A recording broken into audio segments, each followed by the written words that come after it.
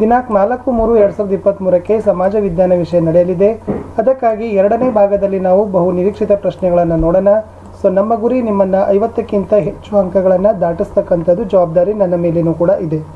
Already first ಪಾರ್ಟಲ್ಲಿ ನಾನು ಹಾಕಿದ್ದೀನಿ. First ಪಾರ್ಟಲ್ಲಿ ನನಗನ್ಸುತ್ತೆ ಮಿನಿಮಮ್ ನಿಮಗೆ 25ಕ್ಕಿಂತ ಹೆಚ್ಚಿಗೆ ಏನಾಗ್ತದಪ್ಪ ಅಂದರೆ ಸುಮಾರು 35ಕ್ಕಿಂತವರೆಗೂ ಕೂಡ ನಿಮ್ಗೆ ಏನು ಮಾಡ್ಬೋದು, ಅಂಕಗಳು ಈ ಸಂಖ್ಯೆಗಳಲ್ಲಿ ಬರ್ಬೋದು.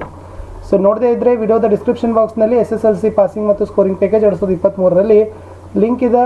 ವಿಶೇಷವಾಗಿ ನಾನು SSLC ಎಲ್ಲ ಪಾಠಗಳ ಕ್ವಶನ್ ಆನ್ಸರ್ಸ್ ವಿಡಿಯೋಗಳನ್ನು ಸಹಿತ ರಿವೈಸ್ಡ್ ಸಿಲೆಬಸ್ SSLC ಸಮಾಜ ವಿಜ್ಞಾನ ಪ್ರಶ್ನೋತ್ತರ ಅಂತ ಒಂದು ನನ್ನ ಚಾನಲ್ನ ಪ್ಲೇಲಿಸ್ಟ್ ಇದೆ. ಅಲ್ಲಿ ಹೋಗಿ ಎಲ್ಲ ಪಾಠದ ಕ್ವಶನ್ ಆನ್ಸರ್ನ ಒಂದು ಸರಿ ಕೇಳಿದರೆ ಸಾಕು, ನಿಮಗೆ ಪರ್ಫೆಕ್ಟ್ ಆಗ್ತದೆ. 1 ಮತ್ತು 2ನೇ ಪಾಠದಲ್ಲಿರ್ತಕ್ಕಂಥ ಕನ್ಸೆಪ್ಟ್ಗಳನ್ನು ನೋಡಿ ರೂಢಿಸಿಕೊಳ್ಳಿ. ಚೆನ್ನಾಗಿ ಅರ್ಥಕೊಂಡಿದ್ದೆ ಆತಂದ್ರೆ ಗಡಿಬಿಡಿ ಬೇಡ. ಸೊ ಒಂದ್ಸರಿ ಕೂಲಾಗಿ ನೋಡಿಕೊಂಡ್ರೆ ಖಂಡಿತವಾಗಿ ಡೆಫಿನೆಟಾಗಿ ಸ್ಕೋರ್ಗಳನ್ನು ಮಾಡ್ತೀರಿ. ಲೈಕ್, ಶೇರ್, ಸಬ್ಸ್ಕ್ರೈಬ್ ಮಾಡಲು ಮರೆಯದಿರಿ. ಹೆಚ್ಚು ಶೇರ್ ಮಾಡಿ ಅಂತ ಹೇಳ್ತಾ 17ನೇ ಪಾಠ ಇದೆ, ಭಾರತದ ಪ್ರಥಮ ಸ್ವಾತಂತ್ರ್ಯ ಸಂಗ್ರಾಮ. ಇಲ್ಲಿ ನೆನಪಿನಲ್ಲಿಟ್ಕೊಳ್ತಕ್ಕಂಥದ್ದು ಸ್ವತಂತ್ರ ಸಂಗ್ರಾಮಕ್ಕೆ ಯಾವ್ಯಾವ ಕಾರಣಗಳು, ಸ್ವತಂತ್ರ ಸಂಗ್ರಾಮಕ್ಕೆ ತತ್ಕ್ಷಣದ ಕಾರಣ ಏನು, ಆ ಸ್ವಾತಂತ್ರ್ಯ ಸಂಗ್ರಾಮ ವಿಫಲತೆಗೆ ಕಾರಣ ಏನಾಯ್ತು ಅಂತ ಕೇಳ್ಬೋದು. ಮಿನಿಮಮ್ 2 ಮಾರ್ಕ್ಸ್ ಆದರೂ ನೀವೇನು ಮಾಡ್ತೀರಿ, ಗಳಿಸ್ತೀರಿ. ಮುಂದಿನ ಪ್ರಶ್ನೆ ಸ್ವಾತಂತ್ರ್ಯ ಹೋರಾಟ. ಇಲ್ಲಿ ರಾಷ್ಟ್ರೀಯ ಕಾಂಗ್ರೆಸ್ ಬಗ್ಗೆ ನೋಡ್ಕೊಂಡು ಹೋಗಿ, ಆಮೇಲೆ ಬಂಗಾಳದ ವಿಭಜನೆ ಬಗ್ಗೆ ನೋಡ್ಕೊಂಡು ಹೋಗಿ. ಇಲ್ಲಿ ಒಂದೊಂದು ಮಾರ್ಕ್ಸಿನ ಕ್ವಶನ್ಗಳು ಬರ್ಬೋದು. ಕ್ರಾಂತಿಕಾರಿಗಳು ಯಾರ್ಯಾರು, ಸೊ ಮಂದಗಾಮಿಗಳ ಬೇಡಿಕೆ ಏನು, ಇದು ಮೋಸ್ಟ್ ಇಂಪಾರ್ಟೆಂಟ್ ಅದ. ಬಾಲ್ ಗಂಗಾಧರ ತಿಲಕರ ಪಾತ್ರ ನೋಡ್ಕೊಂಡು ಹೋಗಿ.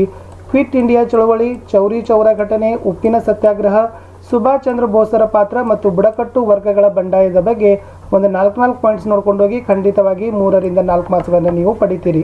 ರಾಷ್ಟ್ರೀಯ ಕಾಂಗ್ರೆಸ್, ಬಂಗಾಳದ ವಿಭಜನೆ, ಕ್ರಾಂತಿಕಾರಿಗಳು ಯಾರ್ಯಾರು, ಮಂದಗಾಮಿಗಳ ಬೇಡಿಕೆ, ಬಾಲ್ ಗಂಗಾಧರ್ ತಿಲಕ್ ಮತ್ತು ಸುಭಾಷ್ ಚಂದ್ರ ಬೋಸರ ಪಾತ್ರ, ಕ್ವಿಟ್ ಇಂಡಿಯಾ ಚಳವಳಿ, ಚೌರಿ ಚೌರ ಘಟನೆ, ಉಪ್ಪಿನ ಸತ್ಯಾಗ್ರಹ, ಕಡೆಗೆ ಸ್ವಲ್ಪ ಬುಡಕಟ್ಟು ವರ್ಗಗಳ ಬಂಡಾಯ ನೋಡ್ಕೊಂಡು ಹೋಗಿ.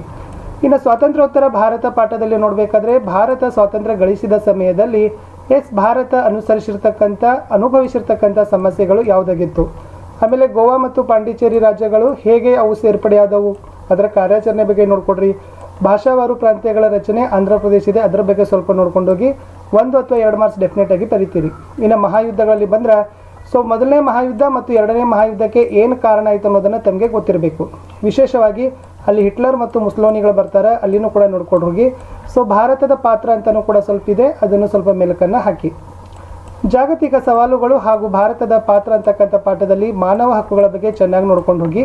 ಅಲ್ಲಿ ವಿಶೇಷವಾಗಿ ಭಯೋತ್ಪಾದಕತೆಯ ಕಾರಣ, ಪರಿಣಾಮಗಳು, ಭಯೋತ್ಪಾದಕತೆ ದಮನತೆಗೆ ಭಾರತ ಸರ್ಕಾರ ಕೈಗೊಂಡ ಕ್ರಮಗಳನ್ನು ನೋಡ್ಕೊಂಡು ಹೋಗಿ. ಮೋಸ್ಟ್ ಇಂಪಾರ್ಟೆಂಟ್, ಇಲ್ಲಿಂದ ಕ್ವಶನ್ಸ್ ಬರ್ತದೆ.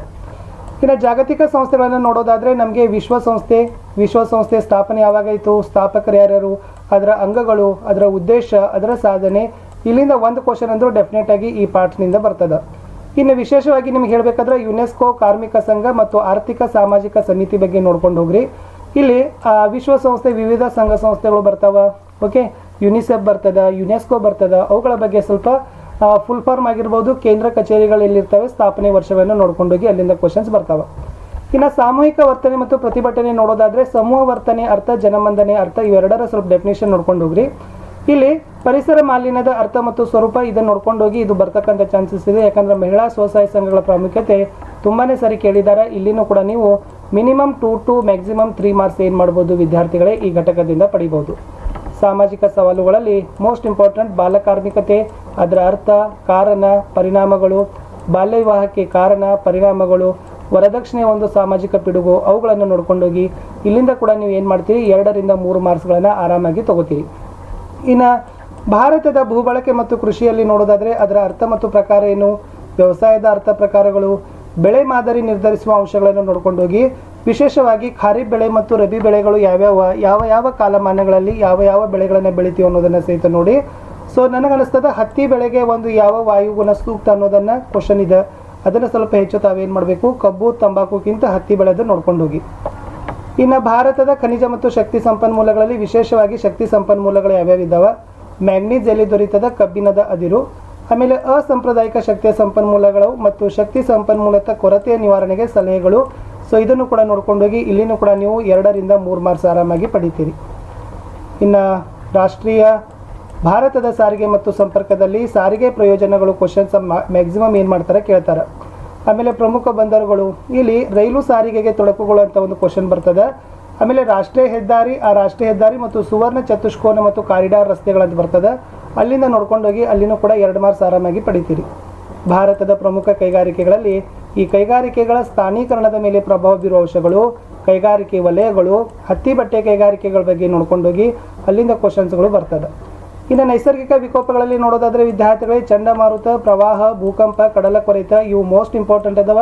ಅದರ ಕಾರಣ ಪರಿಣಾಮಗಳು ಕೊಡ್ತಾರೆ. ಸೊ ಅದನ್ನ ನೋಡಿ 2 ಮಾರ್ಕ್ಸ್ ಬರ್ತದೆ. ಗ್ರಾಮೀಣಾಭಿವೃದ್ಧಿಯಲ್ಲಿ ಗ್ರಾಮೀಣಾಭಿವೃದ್ಧಿಯ ಅರ್ಥ ನೋಡ್ಕೋಬೇಕು. ಗ್ರಾಮೀಣಾಭಿವೃದ್ಧಿ ಎದಕ್ಕಂತೀವಿ, ಅದ್ರ ಮೀನಿಂಗ್ ಏನು, ಇಲ್ಲಿ ವಿಶೇಷವಾಗಿ ಗಾಂಧೀಜಿಯ ಗ್ರಾಮ ಸ್ವರಾಜ್ಯ ಪರಿಕಲ್ಪನೆ ಬಗ್ಗೆ ಕ್ವಶನ್ಸ್ ಬರ್ತದೆ. ಅದು ಬರಲಿಲ್ಲ ಅಂದ್ರೆ ಪಂಚಾಯತ್ ರಾಜ್ ಸಂಸ್ಥೆಗಳ ಪಾತ್ರ ಬರ್ತದೆ. 2ರಲ್ಲಿ 1 ಕ್ವಶನ್ ಡೆಫಿನೆಟ್ ಆಗಿ ಇರ್ತದೆ.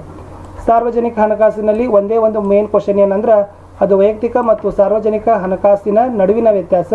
ಸ್ವಲ್ಪ ಸಾರ್ವಜನಿಕ ಹಣಕಾಸಿನ ಮಹತ್ವ ಓದ್ಕೊಂಡೋಗಿ ಇದು ಕೊರತೆಯ ಹಣಕಾಸಿನ ಅರ್ಥ ಮತ್ತು ವಿಧಗಳ ಸ್ವಲ್ಪ ಇದರ ಬಗ್ಗೆ ಗಮನವನ್ನು ಕೊಡಿ. ಇನ್ನು ಮ್ಯಾಕ್ಸಿಮಮ್ ಆಗಿ ಬರ್ತಕ್ಕಂಥ ಉದ್ಯಮಶೀಲತೆ ಅಂತ ಒಂದು ಪಾಠ ಬರ್ತದೆ ವಿದ್ಯಾರ್ಥಿಗಳೇ. ಸೊ ಇಲ್ಲಿ ಉದ್ಯಮಶೀಲತೆಯ ಅರ್ಥ, ಅದರ ಗುಣಲಕ್ಷಣಗಳು, ಅವರ ಕಾರ್ಯಗಳು, ಅವರ ಪ್ರಾಮುಖ್ಯತೆ, ಇಲ್ಲಿಂದ 1 ಮಾರ್ಕ್ಸ್ ಕ್ವಶನ್ ಡೆಫಿನೆಟ್ ಆಗಿ ಬರ್ತದೆ. ಅದು ಬರಲಿಲ್ಲ ಅಂದ್ರೆ ಅಲ್ಲಿ ವಿಶೇಷವಾಗಿ ಜಿಲ್ಲಾ ಕೈಗಾರಿಕಾ ಕೇಂದ್ರಗಳ ಪಾತ್ರ ಅಂತಿದೆ, ಅದನ್ನು ನೋಡ್ಕೊಂಡು ಹೋಗಿ, ಅದು ಕೂಡ ಇಂಪಾರ್ಟೆಂಟ್ ಅದ. ಇನ್ನು ಗ್ರಾಹಕ ಶಿಕ್ಷಣದ ಉದ್ದೇಶ ಏನಿದೆ ಅದನ್ನು ನೋಡಿ. ಬಳಕೆದಾರರ ಶೋಷಣೆಗೆ ಕಾರಣಗಳು, ಇದು ಮೋಸ್ಟ್ ಇಂಪಾರ್ಟೆಂಟ್ ಅದ. ಗ್ರಾಹಕ ನ್ಯಾಯಾಲಯ ದೂರನ್ನು ಕೊಡುವಾಗ ಯಾವೆಲ್ಲ ದಾಖಲೆಗಳನ್ನು ಕೊಡಬೇಕು. ಆಮೇಲೆ ಈ ಗ್ರಾಹಕರ ಆಯೋಗಗಳಾಗಿರ್ಬೋದು, ನ್ಯಾಯಾಲಯಗಳಾಗಿರ್ಬೋದು, ಅಲ್ಲಿಂದನೂ ಕೂಡ ಕ್ವಶನ್ಸ್ಗಳು ಏನಾಗ್ತಾ ಬರ್ತಾ ಇದ್ದಾವೆ. ನನಗನ್ನಿಸ್ತದ ನಿಮಗೆ ಇಂಪಾರ್ಟೆಂಟ್ ಕನ್ಸೆಪ್ಟ್ಗಳನ್ನು ಹೇಳಿದ್ದೀನಿ, ನಿಮಗೆ ಐಡಿಯಾ ಬರ್ತದೆ. ಅಂದ್ರೆ ಆ ಪಾಠದಲ್ಲಿ ನಾವು ಯಾವ ವಿಷಯಾಂಶಗಳನ್ನು ಹೆಚ್ಚು ಓದಿದರೆ ನಮಗೆ ಅಂಕಗಳು ಬರ್ತಾವ, ಸರ್ ಯಾವ ಪಾಯಿಂಟ್ಸ್ಗಳನ್ನು ಹೇಳಿದ್ರು ಅನ್ನೋದನ್ನು ಒಂದು ಸರಿ ಕೂಲಾಗಿ ಕುಂತು ಇದ್ರ ಬಗ್ಗೆ ಒಂದು ಮೈಂಡ್ ಮ್ಯಾಪ್ಗಳನ್ನು ಸೆಟ್ ಮಾಡಿಕೊಡ್ರಿ. ಖಂಡಿತವಾಗಿ ನಿಮ್ಮ ರಿಸಲ್ಟ್ ಹೆಚ್ಚಾಗ್ತದೆ. ನನಗನ್ನಿಸ್ತದೆ ನಿಮಗೆ ಭಾಳ ಮಾರ್ಕ್ಸ್ಗಳು ಬರ್ತಾವೆ. ಇನ್ನಷ್ಟು ನಾನು ನಿಮಗೆ ಇಂಪಾರ್ಟೆಂಟ್ ಆಗಿರ್ತಕ್ಕಂಥ ವಿಡಿಯೋಗಳನ್ನು ಶೇರ್ ಮಾಡ್ತಾನೆ ಇರ್ತೀನಿ. ಸೊ ದಯಮಾಡಿ ನನ್ನ ಜೊತೆ ಇರಿ, ಯಾಕಂದರೆ ನಿಮ್ಮನ್ನು 50ಕ್ಕಿಂತ ಹೆಚ್ಚು ಅಂಕಗಳನ್ನು ದಾಟಿಸಬೇಕು. ಮಿನಿಮಮ್ 50, ಡೋಂಟ್ ವರಿ, ಅದರಲ್ಲೇನೋ ಮುಲಾಜಿ ಇಲ್ಲ. ಹೆಚ್ಚು ನಾನು ನಿಮಗೆ ಏನು ಮಾಡ್ತೀನಿ, ಗುಡ್ ಕ್ವಶನ್ಸ್ಗಳನ್ನು ಕೊಡಲಿಕ್ಕೆ ಟ್ರೈ ಮಾಡ್ತೀನಿ, ಆನ್ಸರ್ಸ್ಗಳನ್ನು ಕೊಡಲಿಕ್ಕೆ ಟ್ರೈ ಮಾಡ್ತೀನಿ. ಇದೇ ಥರದ ನಿಮ್ಮ ವ್ಯೂಸ್ಗಳು, ನಿಮ್ಮ ಲೈಕ್ಗಳು, ನಿಮ್ಮ ಶೇರ್ಗಳು ನಮಗೆ ಭಾಳಷ್ಟು ಮೋಟಿವೇಶನ್ ಇರ್ತಾವೆ. ಸೊ ಬಟ್ ನೀವೇನು ಮಾಡಬೇಕಪ್ಪ ಅಂದರೆ ಲೈಕ್, ಶೇರ್, ಸಬ್ಸ್ಕ್ರೈಬ್ ಮಾಡೋದನ್ನು ಮರಿಬಾರ್ದು. ಕಂಟಿನ್ಯೂ ಆಗಿ ಮಾಡ್ತಾನೆ ಇರಬೇಕು. ಸಿಗ್ತೀನಿ.